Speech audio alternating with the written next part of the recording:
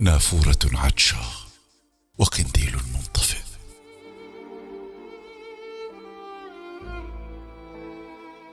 على شوك المحبة يسير نزيل سجن الخيبة، مثقلا بحزنه موغلا في ذاكرة خيبته، يمد خطوات وهنا كأحلام المحكوم عليه بالوأد لذنب لم يقترفه غير مجيء في الوقت الخطأ. قالت له العرافة وهي تقلب كفه وتنظر في خطوط وجع مرسومة على صفحة يده: ما زلت بعمر طفل يحبو إلى يتمه، يرضع من حلمة القدر نزيف جرح وصرخة ألم وعتمة ضياع. أعادت إلى الكف أصابع الخوف وتمتمت: كن فرحا لمن فقد الفرح، وعش ما تبقى لك من الشوق على صفيح الحلم ورمل الأمنيات.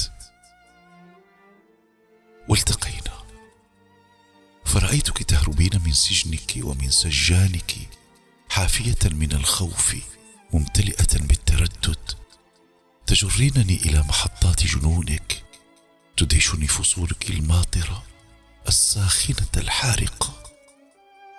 متعب يلاحق متعبة، تطاردنا طيور العش، ويربض على قلبينا جبل من الخيبة والخذلان. كنت قنديلا فقد ضوءه، وكنت نافورة فقدت ماءها، فوجدت فيك الشعلة التي تعيد إلى مصابيح وهجها. فهل تراني أستطيع أن أرمم من كسر في حوض شقق الإهمال جدرانه، وبئر صار ماؤها غورا خاب من رام منه ارتواء أو طلبا؟ والتقينا، حدثتك عن حكايا البحر، وعن سفن تاهت طريقها فيه، وعن حقيبة يد سمعت حديث صمتنا وأحست لهفة أصابعنا على جلدها الساقع، وعن محطات استمعت لحديثنا وانهيارنا. بربك أخبريني، كيف تتغيرين بين اللحظة والأخرى؟ فمن غروب الشمس تعودين محملة بشظايا الضوء مكسوة بالنور، تخترقين عتمتي فيتوهج جسدي، وكأنك تسعقينني بذلك التيار الذي ينتشلني من عمر الانطفاء. تحملينني في هودج دلالك إلى حيث تغرس الأحلام شتلات لا مسميات لها غير لهفة الحب وقطافه. أية طفلة أنت، وأية أنثى يانعة مشتهات. ترى من علم أنفاسك قبل بلوغ العشق أن التنهيدة جمر يشعل حصادي ويدروني سنابل صيف إلى سفوح أمانيك.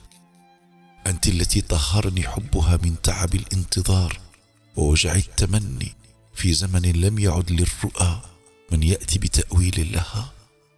مذ بعثرني زلزال حضورك وأنا أتنفسك عطرا ترابيا، وألامس خيط النبوءة وأصيح: صدقت العرافة وكذب أبي. يا نبية قلبي، منذ كم من سنين ضياعي وأنت تتنبئين بانبعاثي على يديك، وكأنني بحبك قد جاوزت حدود الصبر وشربت مرارة قدر المحتوم. كم بت تقضين مضجعي حين تتهادين في أعماقك موجة هاربة، أحاول النجاة منك فأغرق فيك أكثر.